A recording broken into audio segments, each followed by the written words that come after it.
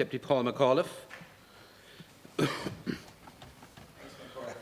I think I'll be taking 3.5 minutes. Minister, I suppose in dealing with COVID, we've tried to do two things. We've tried to grapple in some cases with an infrastructural deficit to try and continue normal life. And at the same time, we need to look forward to make sure that the current supports which are in place are protected for the security of the island, for the connectivity of the island. So let me deal with sort of three sectors.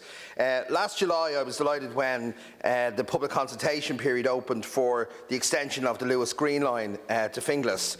And the reason I was is that the area is heavily reliant on bus services, exclusively reliant on bus services, and it has posed a real challenge during COVID-19. The planned extension of the Luas will see a 4-kilometre track travel through the area from Tolka Valley Park up through Mellowes Road, and there has been some limited consultation. The consultation is closed. There's been some limited objections, which I believe the MTA will address locally. But widely, the people of Finglas have been very grateful that this project has been announced. The difficulty is, Minister, that there was much made of this by the previous government, but in the National Development Plan it remains what's called a post-2027 project. Now, I don't have to persuade you as Minister the benefits of public transport. You have championed it for many, many years. And I hope in the review of the National Development Plan that this government is able to bring that project forward from a post-2027 project to a much earlier construction phase. As I say, my area is exclusively reliant on bus services from Santry right across to Finglas. And with a 50% capacity limit on public transport, that has posed a huge challenge for COVID.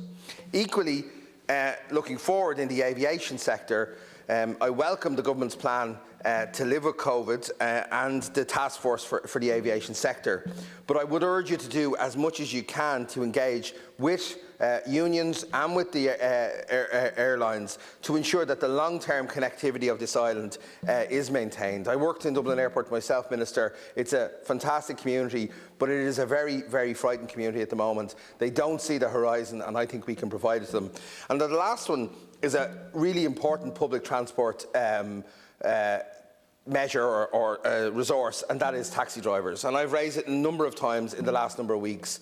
The government has indicated that it will provide some support or step-down facility which will allow people to, particularly self-employed people, to go back to work with some level of state support. And in your discussions with the other coalition parties and with your cabinet colleagues, I would urge you to do everything that you can.